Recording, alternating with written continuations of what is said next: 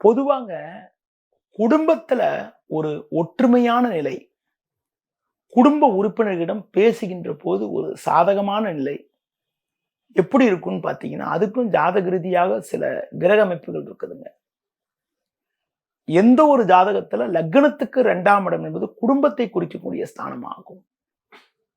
குடும்பஸ்தானத்துல சுபகிரகங்கள் இருக்கிறது ரொம்ப ரொம்ப சிறப்பு. ஒரு சில வீட்ல கல்யாணம் ஆகி ஒரு மருமக வருவாங்க.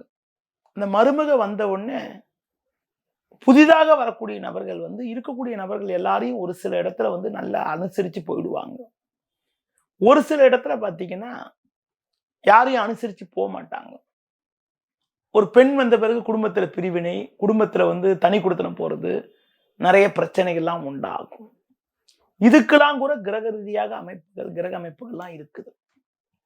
எந்த ஒரு பெண்ணுக்கும், எந்த ஒரு ஆணுக்கும் 2ஆம் வீட்டுல சுபகிரகங்கள் இருந்தால் அவங்க சார்ந்த குடும்பத்தில் ஒரு ஒற்றுமையான நிலை, எல்லாரையும் அனுசரிச்சு போகக்கூடிய அமைப்பு உண்டாகும். ஒரு ஆண் ஜாதகத்திலேயோ ஒரு பெண் ஜாதகத்திலேயோ 2ஆம் வீட்டுல குரு, புதன், சுக்கிரன், வளபிறை சந்திரன் போன்ற கிரகங்கள் இருந்தால் தாய் தந்தையர், உடன் பிறந்தவர்கள் எல்லாரையும் அனுசரிச்சு போகக்கூடிய ஒரு குணாதிசயம் இருக்கும்.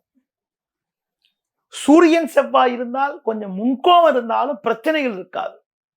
சூரியன் செவ்வாய் இருந்தாலும் முன்கோபம் இருந்தாலும் பிரச்சனைகள் இருக்காது. ஆனா எந்த ஒரு ஜாதகத்துல 2ல சனி இருக்கோ, 2ல ராகு இருக்கோ, 2ல கேது இருக்கோ, அவங்க குடும்ப உறுப்பினர்களை அனுசரிச்சு போக மாட்டாங்க. தாய் தந்தையர் உடன் பிறந்தவர்கிட்டயே தேவையில்லாத பிரச்சனைகளை பண்ணிட்டு இருப்பாங்க. அது வெளியில தெரியாது. ஒருத்தருக்குள்ள ஒருத்தர் விட்டு கொடுத்து போயிடுவாங்க. பொதுவா 2ல சனி, 2ல ராகு இருந்தா குடும்பத்து உறுப்பினர்கிட்ட ஒரு சுமூகமா போகாம இருக்கிறது, அதிகம் பேசாம இருக்கிறது, பேசினாலே சிறுசிறுன்னு பேசக்கூடிய கேரக்டர் இருக்கும். அடுத்த பாயிண்ட் என்னன்னா, ஒரு பெண் கல்யாணம் ஆகி இன்னொரு வீட்டுக்கு போறாங்க. வரக்கூடிய மருமக எல்லாரையும் அனுசரிச்சு போவாங்களான்னு பார்த்தீங்கன்னா, அந்த பெண்ணுக்கு 2ஆம் வீட்டை பார்க்கறது மட்டும் இல்லாம 8ஆம் வீட்டை பார்க்கணும். ஏன் 8ஆம் வீடுனா 7 கணவனை குறிக்கக்கூடிய ஸ்தானம். கணவருடைய குடும்பத்தை குறிக்கக்கூடிய ஸ்தானம் 7க்கு 2ஆம் இடமான 8ஆம் வீடு. ஒரு பெண் ஜாதகத்துல 7க்கு 2ஆம் இடமான 8ஆம் வீட்டுல உங்களுக்கு பார்த்தீங்கன்றால் என்ன கிரகம் இருக்குதுன்னு பார்க்கணும். 8ஆம் வீட்டுல சுபகிரகங்கள் இருந்தால் அந்த பெண் கணவர் வழி ரிலேஷன்ஸ் எல்லாரையும் அனுசரிச்சு போவாங்க. அதுவே பார்த்தீங்கன்னா 8ஆம் வீட்டில் பாவகிரகங்கள் இருந்தால், பாவகிரகம்னா சனி, ராகு போன்ற பாவகிரகங்கள் இருந்தால் மேலோட்டமா பார்க்கறவங்க மாங்கல்ய தோஷம்னு சொல்லுவாங்க. ஆனா மாங்கல்ய தோஷத்தோட சனி, ராகு போன்ற பாவகிரகங்கள் 8ஆம் வீட்டுல இருந்தால் அவங்க கூட்டு குடும்பத்துக்கு சரி வராது. ஒரு பெண்ணின் ஜாதகத்துல 8ல சனி, ராகு இருந்தால் அந்த செட்டில் இருக்கக்கூடிய சனி, ராகு திசை நடந்தால் அந்த பெண் யார் வீட்லயே போய் திருமணமாகி போனா அவங்க வீட்டுல எல்லாரு கூடயும் அனுசரிச்சு போக மாட்டாங்க. மாமனார் மாமியார்ட்ட கருத்து வேறுபாடு உண்டாயிடும். அடுத்து ஒரு அமைப்பு என்னன்னா, 8ஆம் வீட்டுல பாவகிரகங்கள் இருக்குது மட்டும் இல்லாம ஒரு பெண்ணுக்கு மாமனாரை குறிக்கக்கூடிய கிரகம், மாமியாரை குறிக்கக்கூடிய கிரகம் இருக்கு. எப்படி தந்தைக்காரகன் சூரியனோ அதே சூரியன் தான் மாமனாரை குறிக்கக்கூடிய கிரகம். எப்படி தாய்க்காரகன் சந்திரனோ அதே கிரகம் தான் மாமியாரை குறிக்கக்கூடிய கிரகம் ஆகும். எந்த ஒரு பெண் ஜாதகத்தில் சூரியன், குரு, புதன் போன்ற சுபகிரகங்கள், சுக்கிரன் போன்ற சுபகிரகங்கள் போன்ற கிரக சேர்க்கை பெற்று இருந்தால் அந்த பெண் வந்த பிறகு இருக்கக்கூடிய மாமனார் இருந்தால் மாமனார்கிட்ட நல்ல ஒரு சுமூகமான நிலையானது இருக்கும்.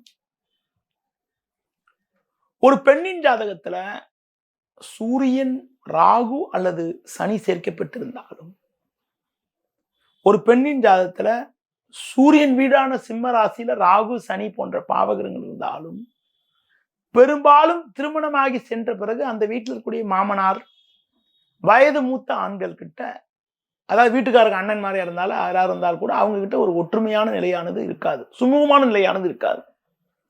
அது போல ஒரு பெண்ணின் ஜாதகத்துல சந்திரன் சனி அல்லது ராகு சேர்க்கை பெற்று இருந்தால், நீங்க செக் பண்ணி பாருங்க, நிறைய இடத்துல செக் பண்ணி பாருங்க.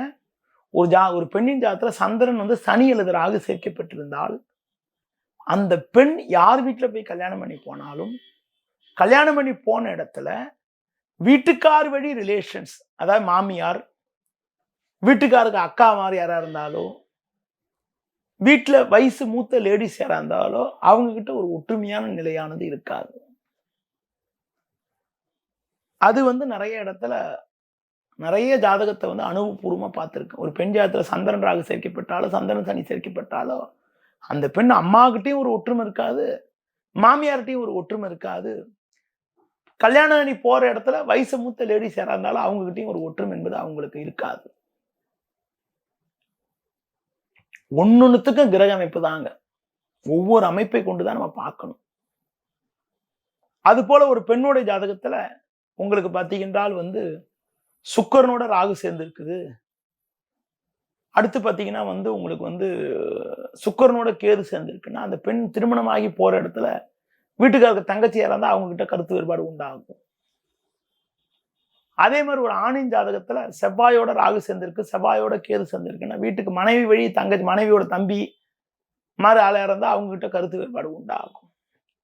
பொதுவாக 8ஆம் வீட்ல ஒரு ஆண் ஜாதத்திலேயோ, பெண் ஜாதத்திலேயோ பாவகிரகம் இருந்தால், திருமணமாகி போற இடத்துல மனைவி வழி ரிலேஷன்ஸ் கிட்ட ஒரு ஆண் ஜாதகமா இருந்தால் கருத்து வேறுபாடு, ஒரு பெண் ஜாதகம் வந்தால் கணவர் வழி ரிலேஷன்ஸ் கிட்ட தேவையில்லாத கருத்து வேறுபாடுலாம் ஏற்படக்கூடிய ஒரு அனுகூலமற்ற நிலை உண்டாகும்.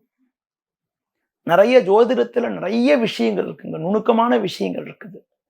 ஒரு கிரகத்தால் பாதிப்பு ஏற்பட்டால் அந்த கிரகத்தோட தசாபுத்தி நடந்தா ரொம்ப ரொம்ப கெடுதி. அந்த நேரத்துல ரொம்ப ரொம்ப கவனமா இருக்கணும் என்ற கருத்தை தற்போது கூறிக்கொண்டு இன்றைய நிகழ்ச்சியை முடித்துக் கொள்கிறேன். மீண்டும் நாளை காலை சந்திப்போம். நன்றி, வணக்கம்.